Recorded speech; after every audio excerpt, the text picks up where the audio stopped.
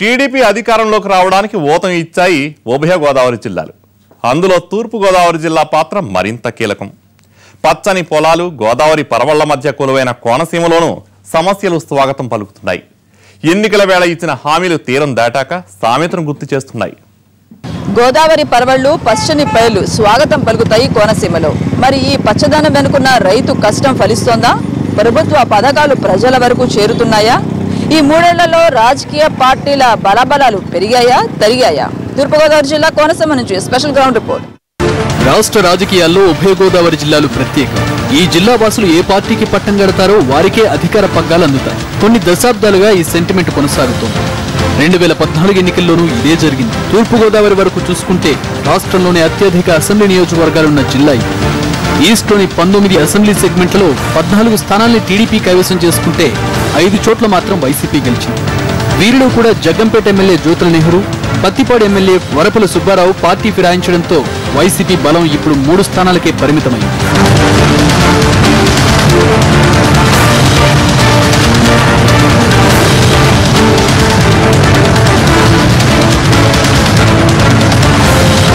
తూర్పుగోదావరిలో కాపు సామాజిక వర్గ ఓట్లు కీలకం. టీడీపీకి మద్దతుగా ప్రచారం చేసిన పవన్ కళ్యాణ్ ప్రభావంతో ఈ సామాజిక వర్గ ఓట్లు ఆ పార్టీ అధికారంలోకి వచ్చేందుకు కలిసొచ్చాయి. ఈ ఓట్ బ్యాంక్ లక్ష్యంగా వైసీపీ వీరికి అత్యధిక సీట్లు కేటాయించినా ఆశించిన ఫలితాలు మాత్రం రాలేదు. దీనితో వచ్చే ఎన్నికల్లో కాపు సామాజిక వర్గ ఓటు కోసం పోరు రసవత్రంగా మారనుంది. సీనియర్ నేత ముద్రగడ పద్మనాభం చేపట్టిన కాపు ఉద్యమం విషయంలో ప్రభుత్వ ధోరణి తమకు అనుకూలంగా మారుతుందని వైసీపీ భావిస్తోంది. ప్రభుత్వ వ్యతిరేక ఓటు చీల్చడానికే జనసేన ముందుకొస్తుందన్న అనుమానం కొన్ని వర్గాల్లో ఉండడంతో ఇదెలాంటి ప్రభావం చూపుతుందోనన్న ఆసక్తి కనిపిస్తోంది. జిల్లాలో కాపు, చెట్టిబలిజ, ఎస్సీ వర్గాల ప్రాబల్యం ఎక్కువ. జనసేన ఎన్నికల బరిలో నిలబడితే మిగిలిన సామాజిక వర్గాలు ఏ విధంగా స్పందిస్తాయి, ఎవరికి బాధ్యతగా నిలబడతాయనే కోణం కూడా ఈ జిల్లాలో కీలకం. ఈ కాపు కమ్యూనిటీకి ప్రత్యేకమైన వృత్తి అంటూ లేకపోవడంతో పోనీ కాపు కార్పొరేషన్కి స్వీకరించిన తర్వాత దీనికి ఏం కావాలి అని డెరివేట్ చేయడంలో, అందరికీ మేలు జరిగే పథకాలు డెరివేట్ చేయడంలో పెద్దగా వాళ్ళు ఏం ప్రయత్నించినట్లు లేదు. ప్రయత్నించకుండా ఊరికి అది ఇది 4 పోగేసి ఏదో పెట్టారు. కానీ ఎక్కువ మంది మాసెస్కి లబ్ధి చేరే పథకాలు వీళ్ళు కాపు కార్పొరేషన్ ద్వారా చేయలేకపోతున్నారనేది సామాన్యుడి అభిప్రాయం. ఎక్కువ సీట్లు కట్టబెట్టిన ఈ జిల్లాకు ప్రభుత్వం కూడా అనేక హామీలు ఇచ్చింది. కానీ వీటిలో ఆచరణకు నోచుకున్నవి నామమాత్రమే. పోలవరం ప్రాజెక్టు పూర్తి కాకపోగా పట్టిసీమ పేరుతో గోదావరి నీటిని రాయలసీమకు తరలించుకుపోతున్నారనే ఆగ్రహం ఇక్కడి రైతాంగంలో ఉంది. పురుషోత్తపట్నం ప్రాజెక్టు పేరుతో విశాఖకి తమ నీటిని తీసుకెళ్తున్నారనే ఆందోళన ఇక్కడ వ్యక్తమవుతోంది. గోదావరి నదీ తీర ప్రాంతాన్ని పర్యాటకంగా అభివృద్ధి చేసేందుకు ఉద్దేశించిన అఖండ గోదావరి ప్రాజెక్టు 3 ఏళ్లు గడిచినా అతీగతి లేకుండా పోయింది. రాజమండ్రి పేరును రాజమహేంద్రవరంగా మార్చడం మినహా జిల్లాలో జరిగిన అభివృద్ధి నామమాత్రం. 3 ఏళ్ల నుంచి నామినేటెడ్ పోస్టులు కూడా రాకపోవడంతో నాయకులు సైతం అసంతృప్తితో ఉన్నారు. జన్మభూమి కమిటీల పేరుతో అయిన వారికే తాంబూలాలు అందిస్తున్నారు. అర్హులైన లబ్ధిదారులు వివక్షకు గురవుతున్నారు. ఇసుక, మట్టి మాఫియాకు అడ్డా కోనసీమ. అందుకే రాజకీయ పట్టు కోసం కోట్లాట ఓ రేంజ్లోనే ఉంటుంది. ఆధిపత్య వర్గాలు, అగ్రనేతలు కోట్లాది రూపాయలు అడ్డంగా సంపాదించడానికి ఇక్కడే వాలిపోతారు. అధికారాన్ని అడ్డు పెట్టుకుంటుంటారు. సొంత ప్రయోజనాల కోసం ఎంత దూరమైనా వెళ్తారు. కోనసీమకు ముఖద్వారం కొత్తపేట నియోజకవర్గం. ఇదే ఇసుక ర్యాంపులకు కేర్ ఆఫ్ అడ్రస్. నియోజకవర్గ పరిధిలో 8 ఇసుక ర్యాంపులున్నాయి. అన్ని చోట్ల ఇసుక తవ్వకాలు అధికార నేతల కనుసన్నెల్లోనే జరుగుతున్నాయి. ఈ నియోజకవర్గ సిట్టింగ్ ఎమ్మెల్యే వైసీపీకి చెందిన చిర్ల జగ్గిరెడ్డి. టేబుల్ ప్రాఫిట్ కి మించి అధికార పార్టీ ఆయనకు అవకాశం ఇవ్వడం లేదన్న చర్చ జరుగుతోంది. అధికార టీడీపీ మాత్రం వర్గపోరులో బిజీగా ఉంది. గత ఎన్నికల్లో ఎమ్మెల్సీ రెడ్డి సుబ్రహ్మణ్యం తమకు వ్యతిరేకంగా పనిచేయడం వల్లనే ఓటమి పాలయ్యామని సత్యానందం వర్గం ముందు నుంచి అనుమానిస్తోంది. అగ్ని కార్యం పోసినట్లు తాజాగా రెడ్డి సుబ్రహ్మణ్యానికి శాసనమండలి డిప్యూటీ చైర్మన్ పదవి దక్కడంతో వర్గపోరు మరింత ముదిరింది. ఎస్సీ రిజర్వ్ నియోజకవర్గమైన గన్నవరంలోకి అడుగు పెట్టగానే అవినీతి ఆరోపణలు గుప్పుమంటాయి. టీడీపీ ఎమ్మెల్యే పులపర్తి నారాయణమూర్తి 1996లో వచ్చిన తుఫాను సందర్భంలో వరద బాధితులకు ఇవ్వాల్సిన బియ్యాన్ని పక్కదారి పట్టించారని ఇప్పటికీ ఆయనపై ఆ మచ్చ పోలేదు. ఇక్కడ కూడా ఇసుక సిండికేట్ బలంగా ఉంటుంది. లంకల గన్నవరం గ్రామ ఇసుక ర్యాంప్ ప్రభుత్వంలోని ఓ ముఖ్య నేతకు చెందిందనే ప్రచారం ఉంది. తూర్పుగోదావరి జిల్లా కొత్తపేట నియోజకవర్గం ఇసుక, మట్టి మాఫియాకు కేర్ ఆఫ్ అడ్రస్. రాజకీయ నాయకులు, అధికారులకు ఇన్కమ్ సోర్స్. ప్రైవేట్ సామ్రాజ్యంలా ఉంటుంది ఇక్కడ వాతావరణం. ఎవరిని అడుగుపెట్టనివ్వరు. వచ్చే పోయే వారిపై గట్టి నిఘా ఉంటుందంటారు. 2015లో రాష్ట్ర వ్యాప్తంగా ఇసుక తవ్వకాలను ప్రభుత్వం నిలిపేసింది. ఆ సమయంలో కూడా ఈ ర్యాంప్ నుంచి యథేచ్ఛగా ఇసుక లోడ్లు ఎత్తారనే ప్రచారం ఉంది. మార్కెట్లో ఎక్కడా ఇసుక అందుబాటులో లేకపోవడంతో ఆ ఒక్క ఏడాదిలోనే కోట్లాది రూపాయలు సంపాదించారని స్థానిక సమాచారం. ఈ వ్యవహారాలను స్థానికంగా పట్టున్న టీడీపీ నేత డొక్కా నాథ్బాబు చూసేవారని అంటారు. ఇక్కడ పార్టీకి ఆర్థికంగా పెద్ద తలకాయ ఆయనే. ఎమ్మెల్సీ పదవిపై పెట్టుకున్న ఆశలు నెరవేరకపోవడంతో అసంతృప్తితో రగిలిపోతోంది నాథ్ వర్గం. టీడీపీలో ఇన్ని లుకలుకలున్నా నాయకత్వ లోపంతో దాన్ని సద్వినియోగం చేసుకునే పరిస్థితుల్లో వైసీపీ లేదు. అయితే సీనియర్ నాయకురాలు పాముల రాజేశ్వరి వైసీపీలో చేరతారనే ప్రచారం జరుగుతోంది. ఇదేంటంటే ఎక్కువ మంది తీసుకెళ్ళడం వల్ల ఇది ఒక మాఫియా అని, దీంట్లో చాలా ఆదాయం వస్తుందని లేదమ్మా. ఇవాళ గవర్నమెంట్ 350 రూపాయలకి ఇసుక పెడుతుంది. ఒక ఆరోపణ అనేది, ఇది ఒక ఇసుక ఎప్పుడైతే ఖరీదైన వస్తువు అయిందో ఇది ఒక పెద్ద సబ్జెక్ట్గా ఇవాళ ఇసుక పట్టుకెళ్ళేవారు లేరమ్మా. ఇవాళ ఇసుక ఎవరైనా పట్టుకెళ్తున్నారంటే స్టాక్ పెట్టుకుని వర్షాకాలం అమ్ముకుందాం 100 రూపాయలు లాభం వస్తుంది తప్పితే ఇళ్లకైతే అందరూ ఇసుక పోగొట్టుకుని ఉన్నారు. రాజోల్లోనూ టీడీపీలో లోకల్ నాన్ లోకల్ సమస్యలతో సతమతమవుతోంది. సిట్టింగ్ ఎమ్మెల్యే మాజీ మంత్రి గొల్లపల్లి సూర్యారావు ఇక్కడ నాన్ లోకల్. గత ఎన్నికల్లో టికెట్ వస్తుందని ఆశపడి భంగపడ్డ స్థానిక నేతలు ఇప్పటికీ ఎమ్మెల్యే వ్యవహార శైలిని జీర్ణించుకోలేకపోతున్నారు. అటు పార్టీ పెద్దలు కూడా తమ కష్టాన్ని గుర్తించడం లేదని ఆవేదన వ్యక్తం చేస్తున్నారు. ఇక్కడ కూడా వైసీపీకి దీటైన నాయకుడు లేడు. ఉన్న ఇద్దరు నేతలు బొంతు రాజేశ్వరరావు, అల్లూరు కృష్ణంరాజు కూడా గ్రూపులు నడుపుతూ కాలం వెళ్లబుచ్చుతున్నారు. జిల్లాకో రాజకీయంలో షార్ట్ బ్రేక్ తీసుకుందాం. ఆయనకు పదవి ఉంది కానీ పవర్ లేదా? హోంశాఖ మంత్రి అయినా కానిస్టేబుల్ని కూడా బదిలీ చేయించలేరా? కాపు ఉద్యమకారుల ఆగ్రహానికి కారణం ఏంటి? ఇసుక నుంచి చేపల చెరువుల దాకా నేతలు సర్వం మేమేనంటున్నారా? కోనసీమలోని కీలకమైన అమలాపురం హోంశాఖ మంత్రి చినరాజప్ప సొంత శక్తి. రిజర్వ్డ్ కావడంతో పెద్దాపురం నియోజకవర్గానికి వలస వెళ్లినా ఇక్కడ ఆయన అనుచరగణం ఉంటుంది. అయితే రాజప్పకు పదవి ఉన్నా పవర్ లేదనే ప్రచారం ఉంది. కావడానికి హోంశాఖ పెద్దే గాని ఆయన మాట చెల్లుబాటు కావడం లేదన్న అభిప్రాయం పార్టీ శ్రేణుల్లో ఉంది. అమలాపురంలో సిట్టింగ్ ఎమ్మెల్యే ఇనాబత్తుల ఆనందరావుపై తీవ్ర స్థాయిలో ఆరోపణలు వెల్లువెత్తుతున్నాయి. మళ్లీ ఆయనకు గాని టికెట్ ఇస్తే అంతే సంగతులని నాయకులు కామెంట్ చేస్తున్నారంటేనే పరిస్థితి అర్థమైపోతుంది. పర్సంటేజీలు లేకుండా పనులు చేరనే ఆరోపణలు బలంగా ఉన్నాయి. 80% హామీలన్నీ నెరవేర్చడం జరిగింది. కొంచెం ఏదైతే ఈ హౌసింగ్ లోన్లు కానీ లేదంటే నిరుద్యోగ వృత్తి ఇటువంటి కొంచెం కీలక అంశాలు అవి పెండింగ్లోనే తెప్పించి మ్యాక్సిమం అన్నీ కూడా చంద్రబాబు నాయుడు గారు ఫుల్ఫిల్ చేయడం జరిగింది. ప్రజలందరూ కూడా హ్యాపీగా ఉన్నారు. అమలాపురం ప్రాంతంలో చమురు నిక్షేపాలు ఎక్కువ. 2000 కోట్ల ప్రాజెక్టు వ్యయ అంచనాతో ఆన్షోర్ గ్యాస్ టెర్మినల్ ని ఓఎన్జీసీ నిర్మిస్తోంది. దీనికోసం 450 ఎకరాల భూసేకరణ కూడా జరిగింది. అయితే ఈ ల్యాండ్ ని మట్టితో లెవెలింగ్ చేసే కాంట్రాక్ట్ ని ఎమ్మెల్యే బినామీ పేర్లతో దక్కించుకున్నారనే ఆరోపణలున్నాయి. పైగా నిబంధనలకు విరుద్ధంగా సముద్ర పొడ్డున ఉండే ఇసుకతో నింపుతున్నారనే ప్రచారం ఆనందరావుపై ఉంది. 10 ఏళ్ల క్రితం ట్రావెల్ ఏజెన్సీ నడుపుతూ ఎంపీటీసీగా రాజకీయ జీవితాన్ని ప్రారంభించిన ఆనందరావు ఈ మధ్యకాలంలో 100 ఎకరాల చేపల చెరువు తవ్వించినట్లు నియోజకవర్గ ప్రజలు చెవులు కొరుక్కుంటున్నారు. తమకు మాత్రం ప్రభుత్వం నుంచి ఎలాంటి చేయూత లభించడం లేదని ప్రజలు వాపోతున్నారు. మాకేమట్టి ఏమి అందట్లేదు మేడం, ప్రభుత్వం నుంచి సహకారం అంటూ మాకేమీ రావట్లేదు. మన ఈ సైడ్ వచ్చేసేపటికి ఆంధ్రప్రదేశ్ ప్రభుత్వానికి వచ్చేసి ఎన్ని కోట్లు వచ్చినా కూడా అసలు దీని గురించి పట్టించుకునే వాళ్ళు కానీ సరైన సమాధానం ఇచ్చేవాళ్ళు కానీ ఒక ఇలా ఉంటుంది హ్యాండ్లూమ్ అనేది కానీ చెప్పడం కూడా ఎవరు లేరు మేడం గారు సరిగ్గా. ఇదేంటంటే మామూలుగా చేసుకుంటున్నారు తింటున్నారు అంతే, అక్కడ వరకు ఉంటుంది. ఇప్పుడైనా మాకు వచ్చేసి రేషన్లో 35 కేజీలు బియ్యం మొన్న ఎప్పుడు పోరాడితే వచ్చినాయి మేడం గారు. టీడీపీని ఢీకొట్టేందుకు అమలాపురంలో వైసీపీ బాగానే చెమటోడ్చుతోంది. మాజీ మంత్రి విశ్వరూప్ నియోజకవర్గంలో గడప గడపకు వైసీపీ కార్యక్రమాన్ని నిర్వహిస్తున్నారు. వచ్చే ఎన్నికల్లో గెలుపు తమదేనని ధీమా వ్యక్తం చేస్తున్నారు వైసీపీ నేతలు. ప్రభుత్వానికి 4 సంవత్సరాల తర్వాత యాంటీ ఎస్టాబ్లిష్మెంట్ అన్నది ఏర్పడుతూ ఉంటుంది. కానీ ఈ ఆంధ్రప్రదేశ్ ప్రభుత్వంలో చంద్రబాబు నాయుడు గారు ముఖ్యమంత్రిగా బాధ్యతలు చేపట్టిన తర్వాత 4 నెలలకే యాంటీ ఎస్టాబ్లిష్ స్టార్ట్ అయిపోయింది. నిజంగా మేము కూడా ఆశ్చర్యపోయాం. 4 నెలలకి యాంటీ ఎస్టాబ్లిష్మెంట్ అన్నది అది డే బై డే పెరుగుతుంది. కారణం ఏంటంటే దాదాపు 600 వాగ్దానాల్లో చంద్రబాబు నాయుడు గారు ఎన్నికల ముందు చేయడం, దాంట్లో ఏవి అమలు కాకపోవడం, ప్రధానంగా సంతకం పెట్టిన 5 హామీలు కూడా అమలు కాకపోవడం. ఇక్కడ పెద్ద ఫైర్ యాక్సిడెంట్ అయ్యి 40 ఇళ్ళు ఫైర్ అయిపోయాయి. పేరూరు అనే గ్రామంలో 40 ఇళ్ళు. ఈవేళ 3 సంవత్సరాలు అవుతుంది. ఫైర్ యాక్సిడెంట్ అయిన ఇళ్ళకి ఈ రోజు వరకు హౌస్ యాక్షన్ అవ్వలేదు. ప్రభుత్వ పక్షంలో ఉన్నటువంటి కేడరు వైఎస్ఆర్సీపీలో జాయిన్ అవుతున్నారు. అంటే ఎందుకు అట్రాక్ట్ అవుతున్నారు? జగన్మోహన్ రెడ్డి కష్టపడుతున్నాడు. రేపు ప్రభుత్వం అధికారంలోకి తెచ్చుకుని వాళ్ళ తండ్రి కంటే కూడా బాగా ఆలోచనలు ఉన్నటువంటి వ్యక్తి కాన్ఫిడెన్స్ పెంచగలుగుతున్నాడు. ఈ సెగ్మెంట్ లో కూడా కాపు సామాజిక వర్గ ప్రభావం ఎక్కువగానే ఉంటుంది. అటు జనసేన వస్తే మొగ్గు తమకేనంటున్నారు పవన్ ఫ్యాన్స్. పెద్దాపురం నుంచి ప్రాతినిధ్యం వహిస్తున్న నిమ్మకాయల చినరాజప్ప హోమ్ మినిస్టర్, పైగా డిప్యూటీ సీఎం. కానీ పేరు గొప్ప ఊరు దిబ్బన్నట్లే ఉందాయన పరిస్థితి. సొంత నియోజకవర్గం అమలాపురం రిజర్వ్డ్ కావడంతో పెద్దాపురం వచ్చిన చినరాజప్ప నాన్ లోకల్ అనే ఫీలింగ్ తో ఉంది అక్కడి క్యాడర్. జిల్లా పార్టీ అధ్యక్షుడిగా సుదీర్ఘకాలం సేవలందించినా ఇతరులను నొప్పింపక తానొవ్వక అనే తీరు రాజప్పది. సరిగ్గా చెప్పాలంటే తామరాకు మీద నీటి బిందువుల వివాదాలకు దూరంగా, సహాయాలకు మరింత దూరంగా ఉంటాయి. పెద్ద పదవి కావడంతో నియోజకవర్గానికి ఏదో చేసేస్తారని ఆశలు పెట్టుకున్న జనాలకు అంత సంతృప్తినైతే ఆయన మిగిల్చలేదు. ముద్రగడ చేపట్టిన కాపు ఉద్యమ సమయంలో పోలీస్ శాఖ ప్రవర్తన, కేసులు పెట్టడం వంటి అంశాలు రాజప్పకు వ్యతిరేకంగా మారాయి. కాపులను అణగదొక్కే ప్రయత్నం చేశారని ఆ సామాజిక వర్గం ఈయనపై గుర్రుగా ఉంది.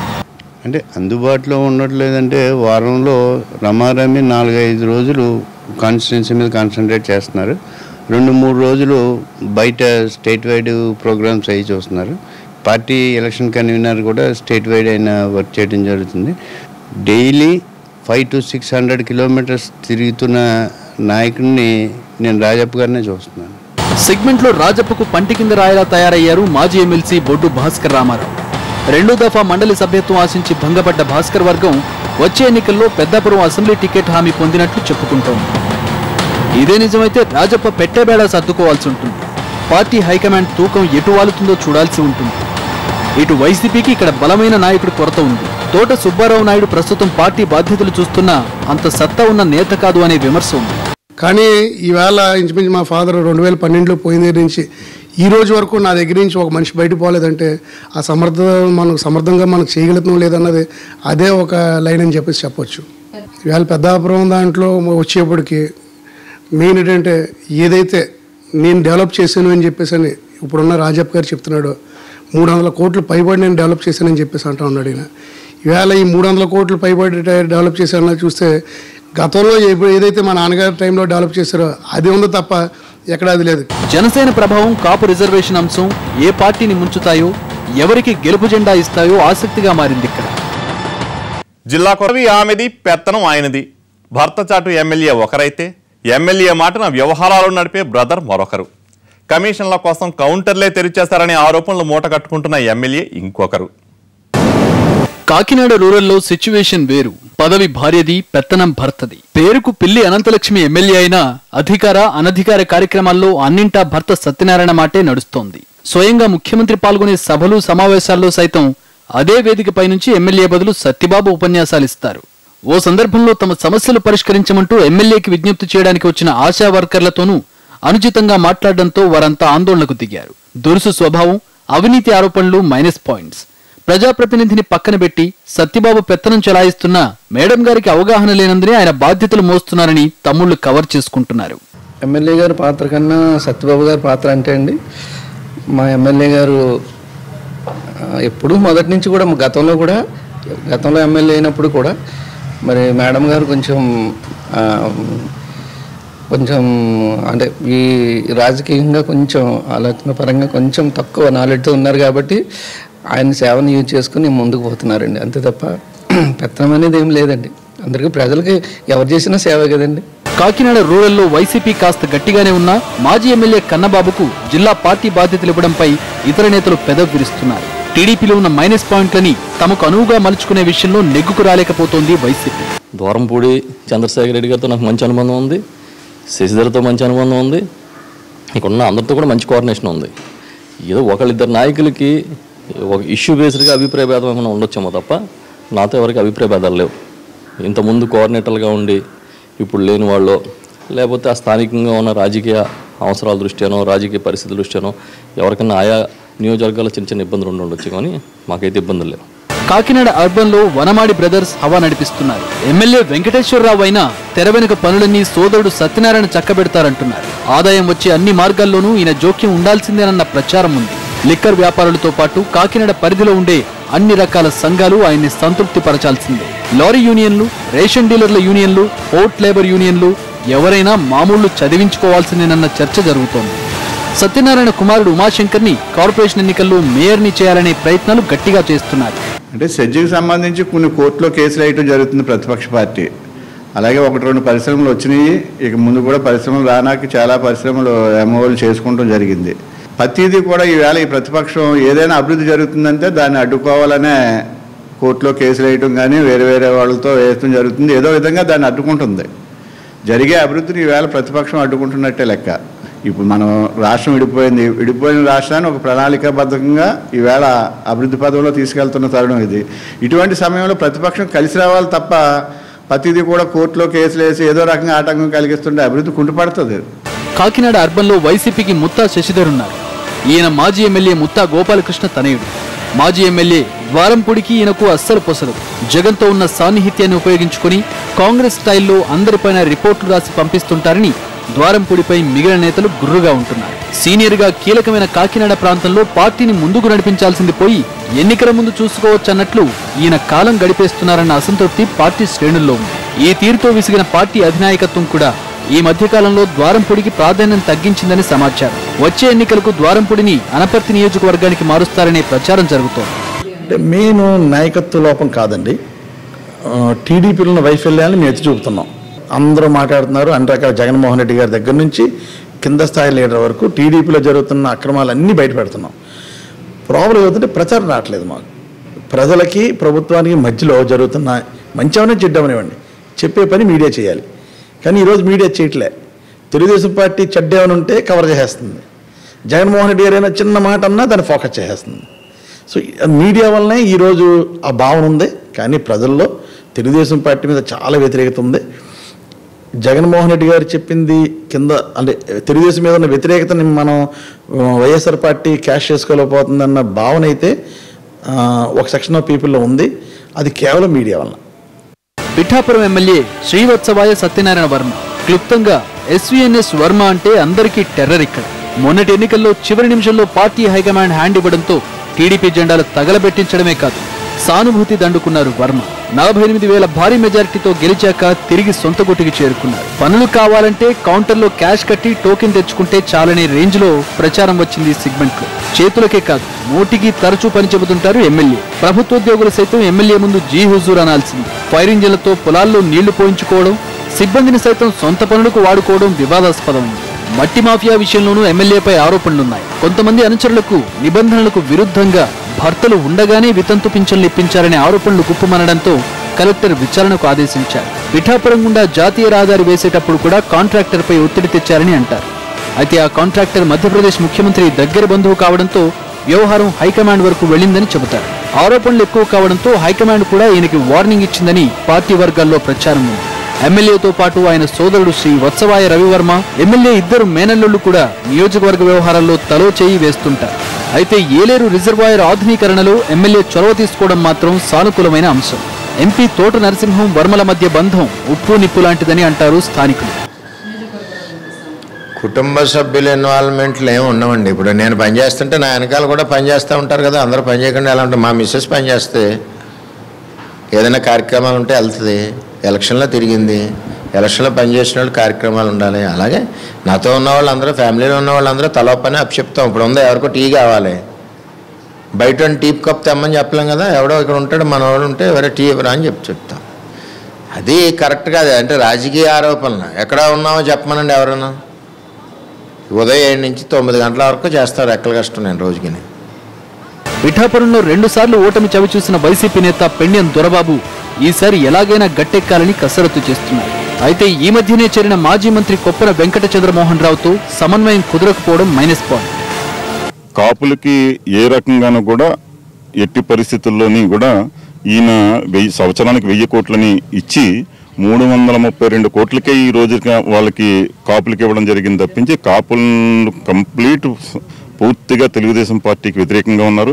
ఆయన పవన్ కళ్యాణ్తో కలిసి ఉంటే కనుక కూడా ఈ రోజున వాళ్ళందరినీ కాదని కూడా వైఎస్ఆర్ పార్టీకి కాపులు అండగా నిలబడతామని చెప్పేసి ప్రతి ఒక్కరు కూడా చెప్తున్నారు మేము గ్రామాల్లో తిరుగుతూ ఉంటే.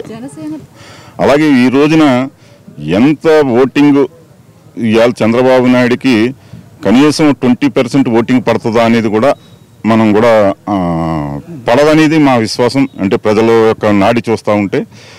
ముమ్మిడివరం ఎమ్మెల్యే దాట్ల సుబ్బరాజు మాత్రం ఉన్నంతలో వివాదాలకు దూరంగా వ్యవహారాలు నడిపిస్తున్నారు. ఒక్కో మండలంలో ఒక్కో నేత హవా నడుస్తోంది.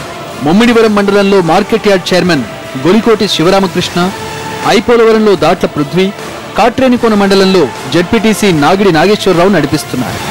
ఎమ్మెల్యేకు మచిలీపట్నంలో 100 ఎకరాల రొయ్యల చెరువులున్నట్లు ప్రచారం ఉంది. ఎమ్మెల్యే పేరు చెప్పుకొని ఆయన అనుచరులు కొన్ని అక్రమాలకు పాల్పడుతున్నారనే విమర్శ ఉంది. వైసీపీకి సమన్వయకర్తలుగా ఉన్న పితాని బాలకృష్ణ, గుత్తుల సాయి మధ్య ఆధిపత్య పోరు నడుస్తోంది. ఒకరికిద్దరున్నా నాయకత్వలేమి వైసీపీని వేధిస్తోంది. నియోజకవర్గంలో కాస్త బలమున్న పొన్నింటి సతీష్ వైసీపీలోకి వస్తారనే ప్రచారం జరుగుతోంది. ఇద్దరు కీలక మంత్రులు, ఉప ముఖ్యమంత్రి, ఆర్థిక మంత్రి జిల్లా నుంచే ప్రాతినిధ్యం వహిస్తున్న జిల్లా అభివృద్ధి మాత్రం నామకే వాస్తే. ఇక రాజకీయంగా చూసుకున్నట్లయితే కాపు రిజర్వేషన్ ప్రభావం ఏ విధంగా పడుతుంది, అదేవిధంగా జనసేన పార్టీ వస్తే ఎవరి ఓట్లు చీలుస్తారు అనే లెక్కల్లో రాజకీయ నేతలు మునిగి తేలుతున్నారు. కెమెరా పర్సన్ ఆంజనేయులతో రెహానా, ఎన్టీవీ, కాకినాడ. కోనసీమ రాజకీయాన్ని చూసాం కదా. తూర్పుగోదావరి జిల్లాలోని మిగిలిన నియోజకవర్గాల రాజకీయం ఎలా ఉందో, అక్కడి ఎమ్మెల్యేల పనితీరుపై జనమేమంటున్నారో రేపటి ఎపిసోడ్లో చూద్దాం. నమస్తే.